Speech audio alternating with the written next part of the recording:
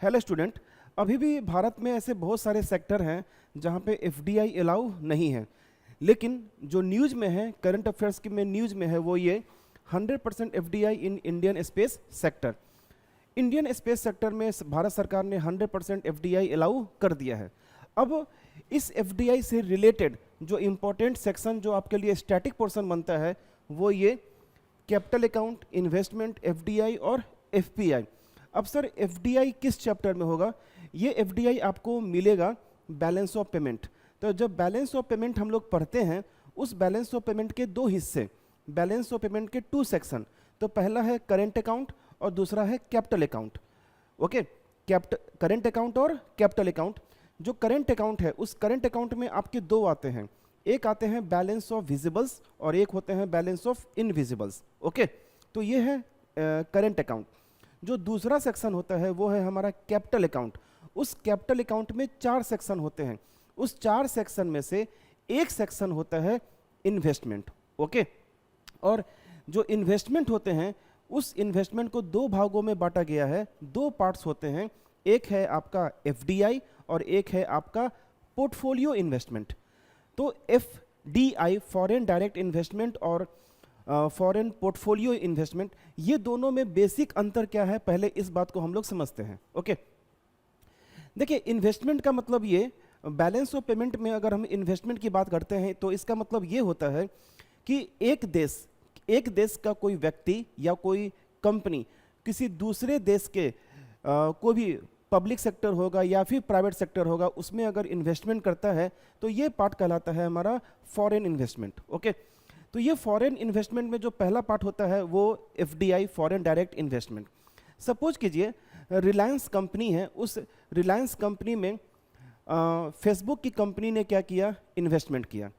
तो जो रिलायंस का जितना भी पेडअप कैपिटल है, जो भी उसका स्टॉक वैल्यू है, अगर उसका 10% या 10% से ज़्यादा का अगर इक्विटी परचेज करता है तो वो इन्वेस्टमेंट कहलाएगा एफडीआई, फॉरेन डायरेक्ट इन्वेस्टमेंट। मतलब ये कि फेसबुक कंपनी ने रिलायंस के पेडअप कैपिटल का 10% का इक्विटी परचेज कर लिया या 10% से ज़्यादा का परचेज कर लिया, तो यह कहलाएगा फॉरेन डायरेक्ट इन्वेस्टमेंट।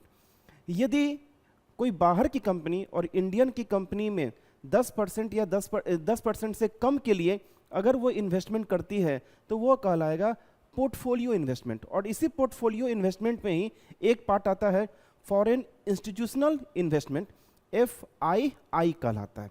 तो ये था बेसिक इन्फॉर्मेशन इन्वेस्टमेंट के बारे में, फॉरेन डायरेक्ट इन्वेस्टमेंट और फॉरेन पोर्टफोलियो इन्वेस्टमेंट।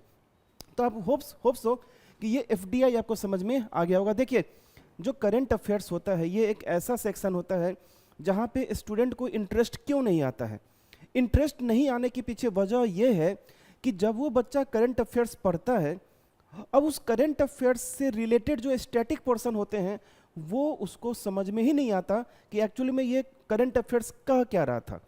तो जब तक उसके रिलेटेड जितने भी कीवर्ड्स हैं, यदि उस कीवर्ड्स के बारे में इंफॉर्मेशन आपके पास नहीं होगा तो आप उस करंट अफेयर्स को याद नहीं कर सकते हो, समझ नहीं सकते हो।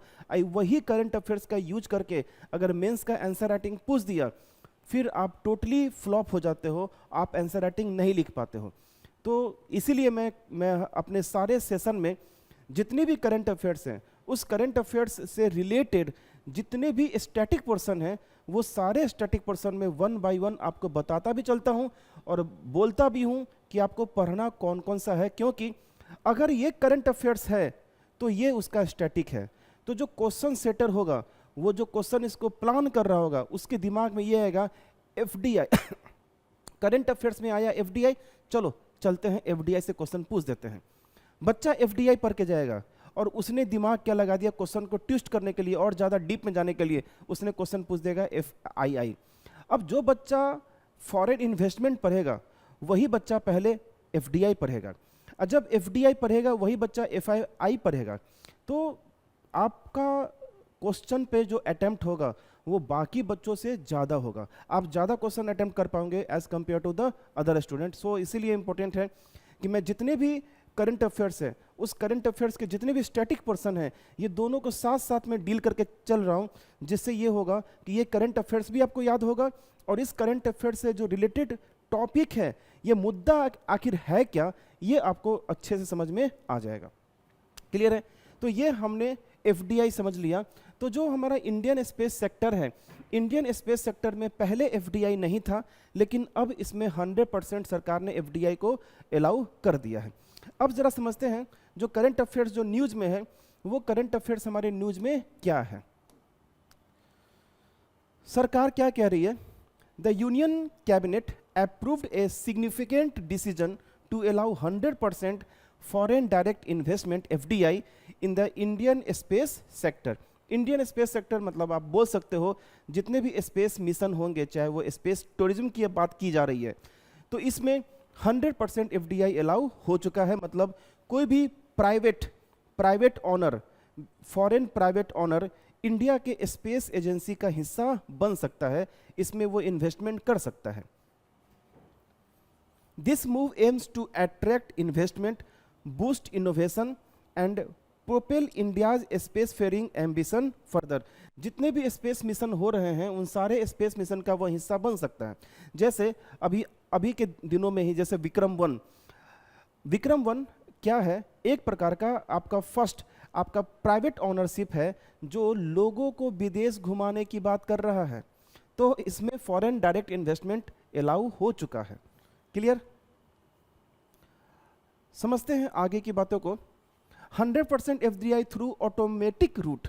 देखिए जो एफडीआई होता है वो एफडीआई एक्चुअल में दो तरीके से होता है, एक गवर्नमेंट रूट और एक ऑटोमेटिक रूट। तो ये जो एफडीआई की बात की जा रही है वो ऑटोमेटिक रूट से, the FDI under automatic route for the manufacturing of component and system sub system of satellites, ground segment and user segment. तो इन सब जगह पे एफडीआई है। This simplifies the investment process and encourage foreign companies to set up manufacturing facilities in India। मतलब जो space mission होते हैं, जो स्पेस क्राफ्ट बनते हैं, उसमें बहुत सारे इक्विपमेंट होते हैं। इन सारे इक्विपमेंट के लिए मैन्युफैक्चरिंग यूनिट इंडिया में एस्टेब्लिश किया जा सकता है फॉरेन इन्वेस्टर्स के द्वारा। आगे की बात समझिएगा। इंडियन स्पेस सेक्टर, अगर हम इंडियन स्पेस सेक्टर का वो कितना इकोनॉमी रखता है, उसकी कैपेसिटी कितनी है, जरा एक बार हम ये लोग देख लेते हैं। इकोनॉमिक पोटेंशियल की बात करेंगे तो the Indian space economy is estimated at around $8.4 billion. मतलब हमारी जो इंडियन स्पेस की जो इकोनॉमी है उसका साइज कितना है? $1.4 billion, contributing 2 to 3% to the global market. पूरे ग्लोबल मार्केट का 2 से 3% ये होल्ड करती है Indian space sector. Privatization and growth, India has privatized space launches aiming for a 5-fold increase in its share of global launch market, highlighting its ambition in the commercial space sector।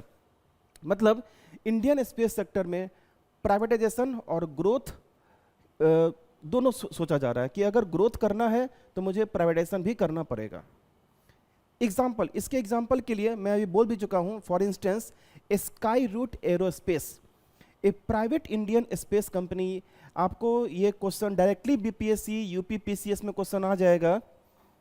Sky root Aerospace एक private Indian space company है, has launched its first commercial rocket. पहला commercial rocket launch किया है जिसका नाम है विक्रम-1। सो विक्रम-1 क्या है? तो विक्रम-1 आपका पहला कमर्शियल रॉकेट है जो 2024 में लॉन्च किया गया था और ये टोटली प्राइवेट है। भले ही ये इसरो के अंडर में है लेकिन ये टोटली कैसा है? प्राइवेट है। जो फंडिंग की गई थी वो प्राइवेट कंपनी के द्वारा की गई थी। Boosting participation of private player in Indian space sector, इसके लिए एक पॉलिसी बनाई गई थी। पार्टिसिपेशन ऑफ प्राइवेट प्लेयर्स के लिए एक पॉलिसी बनाई गई थी जिस पॉलिसी का नाम है इंडियन स्पेस पॉलिसी 2023। ये पॉलिसी का नाम आपसे पूछा जा सकता है, इंडियन स्पेस पॉलिसी 2023 क्या कहता है? The Indian space policy 2023 outlines the task and duties of organisation like ISRO, new space India limited NSIL and private sector firms. Its goal is to involve more research, academic, startup and industrial entities in the space related endeavours. तो ये सबके लिए है। जो Indian space policy 2023 है, ये इसरो के लिए भी है, new space India limited NSIL के लिए भी है, और प्राइवेट सेक्टर वालों के लिए भी है, जो रूल्स एंड रेगुलेशन दी है। ओके, आई होप सो ये चीज आपको समझ में आ गया होगा। नाउ बहुत कॉन्फ्लिक्ट मैटर, बहुत ही इंपॉर्टेंट सेक्शन, आने वाले एग्जाम के लिए बहुत इंपॉर्टेंट टॉपिक है। ये है आपका पेटीएम क्राइसिस, जो RBI वर्सेस पेटीएम, आप फोटो देख रहे होंगे, RBI वर्सेस पेटीएम। बहुत दिनों से ये लड़ाई चल रही थी, और ये लड़ाई आप लगभग सोशल मीडिया पे देखे होंगे। आप लोगों, कुछ लोगों ने फील भी किया होगा, कुछ लोगों ने इस पे एक्शन भी लिया होगा। चलो चलो ATM के वॉलेट में जो जो पैसा है उसको निकाल लेते हैं। आपने सुना होगा कि पेटीएम का फास्टैग काम नहीं करेगा, पेटीएम का यह काम नहीं करेगा, पेटीएम का यह काम नहीं करेगा। बहुत सारे सवाल जवाब थे जो आप पेटीएम से रिलेटेड आप ये सुने भी होंगे। तो चलते हैं, हम लोग इसके बारे में टोटल जानकारी लेते हैं कि ये पेटीएम वर्सेस RBI क्या है। सो RBI द पेटीएम केस सुनते हैं। अब जैसे पेटीएम केस आया, इसका जो स्टैटिक पोर्शन आपको समझना है कि आखिर RBI और पेटीएम के बीच में रिलेशन कुछ है क्या। यस, रिलेशन है। RBI का अपना एक बैंकिंग, हमारे इंडिया में अपना एक बैंकिंग स्ट्रक्चर है। उस बैंकिंग स्ट्रक्चर में ही एक बैंक हमारा कहलाता है डिफरेंशिएटेड बैंक। ये डिफरेंशिएटेड बैंक यूनिवर्सल बैंक से बिल्कुल अलग है। डिफरेंशिएटेड बैंक यूनिवर्सल बैंक से बिल्कुल अलग है। यूनिवर्सल बैंक ऑल टाइप्स के बैंकिंग फैसिलिटीज प्रोवाइड करते हैं। डिमांड डिपॉजिट भी करते हैं और टाइम डिपॉजिट भी करते हैं, डेबिट कार्ड भी देते हैं और क्रेडिट कार्ड भी देते हैं। लेकिन ऐसा कुछ डिफरेंशिएटेड बैंक नहीं है। Differentiated bank demand deposit accept करते हैं, लेकिन टाइम डिपॉजिट एक्सेप्ट नहीं करते हैं। जो जितने भी यूनिवर्सल बैंक है, यूनिवर्सल बैंक मतलब जो बैंक आप सुनते हो, SBI, PNB, Allahabad, bank of India, these are the universal bank. Universal bank demand deposit भी करते हैं और टाइम डिपॉजिट भी करते हैं। जितने भी आपके यूनिवर्सल बैंक है, वो यूनिवर्सल बैंक लोन भी प्रोवाइड करते हैं, ठीक है। डिफरेंशिएटेड बैंक को क्रेडिट फैसिलिटी नहीं है, ये क्रेडिट कार्ड इशू नहीं कर सकता है। PNB, axis bank, HDFC bank आपको क्रेडिट कार्ड दे सकता है, लेकिन पेटीएम आपको क्रेडिट कार्ड नहीं दे सकता। जितने भी डिफरेंशिएटेड बैंक है, ये आपको क्रेडिट कार्ड नहीं दे सकता, इसको ये अलाउ नहीं है। तो हम लोग सबसे पहले, अगर हम पेटीएम के केस की बात अगर सुनते हैं, तो पेटीएम केस के बारे में सुनने से पहले आपको यह समझना होगा कि RBI का बैंकिंग स्ट्रक्चर, डिफरेंशिएटेड बैंक और पेमेंट बैंक। तो डिफरेंशिएटेड बैंक का ही एक पार्ट है पेमेंट बैंक। तो चलते हैं, थोड़ा सा हम लोग डिफरेंशिएटेड बैंक और पेमेंट बैंक के बारे में सुनते हैं, फिर हम लोग इसके करंट अफेयर्स पे आएंगे।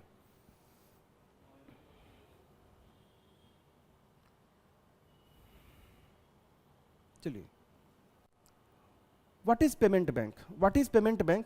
देखिए, based on the recommendation of Nachiket more committee, आप जब पढ़ेंगे स्टैटिक में पढ़ोगे, ठीक है, एक उषा थोराट है, नचिकेत मोर है। तो based on the recommendation of Nachiket More committee, payment bank was set up to operate on a smaller scale with minimal credit risk। ये क्वेश्चन पूछा जाएगा, पेमेंट बैंक का जो इस्टेब्लिशमेंट हुआ वो किस कमिटी के रिकमेंडेशन पे? तो नचिकेत मोर कमिटी के रिकमेंडेशन पे। ओके, इसके फीचर्स क्या क्या हैं? तो इसके फीचर्स को थोड़ा सा हम लोग वन बाय वन जरा सा सुन लेते हैं, फिर हम लोग करंट अफेयर्स पे पहुंचते हैं। पहला है, they are differentiated bank rather than the universal bank. ये डिफरेंशिएटेड बैंक है, ये आपका यूनिवर्सल बैंक नहीं है, ये SBI, PNB के जैसा बैंक नहीं है। The minimum paid up capital requirement is 100 crore. Minimum paid up capital कितना है? 100 करोड़, जबकि यूनिवर्सल बैंक का तो इससे बहुत ज्यादा है। For the first 5 year the stake of the original promoter should not be less than 40%, 40% से कम नहीं हो सकता। They can not give loan and the issue credit card, ये कभी भी आपको लोन नहीं दे सकते। PNB, SBI लोन देता है, लेकिन आपको पेटीएम कभी भी लोन और क्रेडिट कार्ड आपको नहीं दे सकता। They can accept limited deposit of RS 2 lakh पर कस्टमर। 2 लाख से ज़्यादा का पर डे का डिपॉजिट नहीं है इसमें पॉसिबल है। SBI PNB में आपको जितना डिपॉजिट करना है उतना डिपॉजिट आप करते रहिए। 75% of the deposited money should be invested in the government securities. जबकि यूनिवर्सल बैंक में, ये आपको याद होगा, NDTL का कुछ हिस्सा आपको CRR RBI के पास, SLR खुद के पास।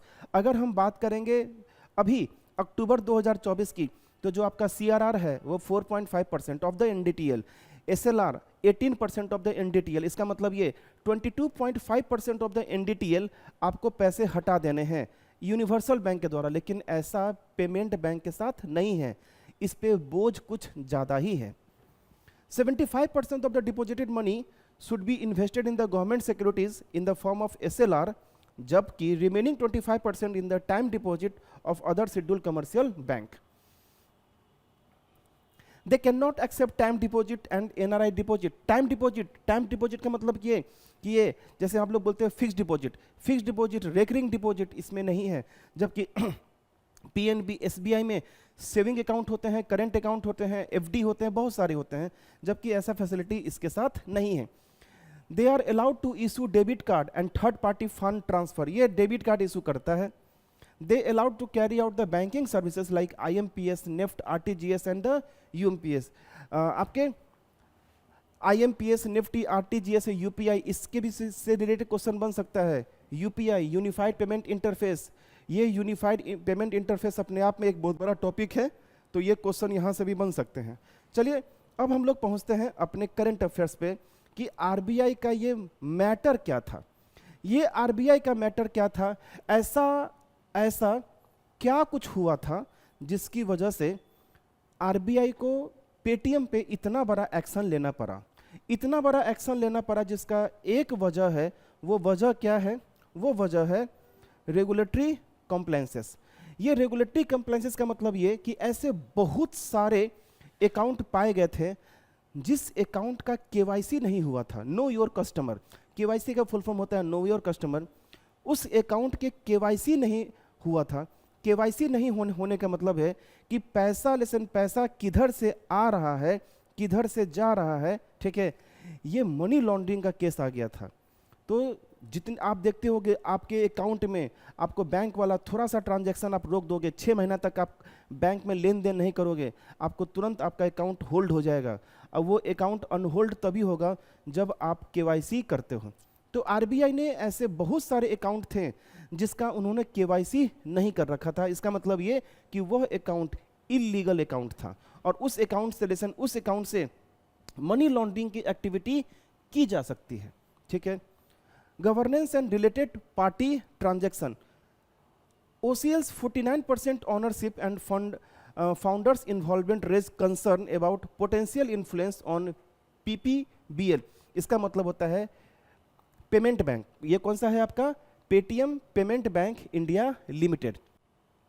तो OCL का 49% स्वामित्व और संस्थापक की भागीदारी PBPL के संचालक पर संभावित बारे में चिंताएं बढ़ा रही थी, ठीक है। Licensing, PPBL indirect lending activities through third party.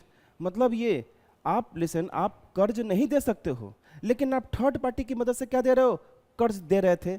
ये कर्ज का पैसा जो आ रहा था, चूंकि KYC तो हो नहीं रहा था, जब KYC नहीं हो रहा था तो ये थर्ड पार्टी को आप पैसा दे कहाँ से रहे थे?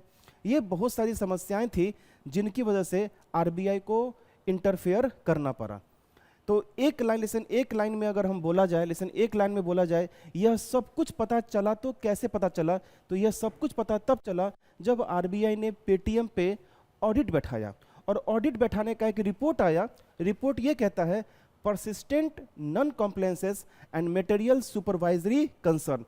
ये दो पैरामीटर की वजह से RBI ने पेटीएम पर इतना बड़ा बैन लगाया। तो ये था हमारा पेटीएम कैश। तो I hope so payment bank, differentiated bank, Paytm का जो केस है यह आपको समझ में आ गया होगा। हम लोग मिलते हैं अगले नेक्स्ट वीडियो में, और इसी तरह से इंटरेस्टिंग इकोनॉमिक्स और उस इकोनॉमिक्स का करंट अफेयर्स, साथ साथ उससे रिलेटेड जितने भी स्टैटिक टॉपिक होंगे वो सारे स्टैटिक टॉपिक मैं आपके सामने रखूंगा। Okay, thank you.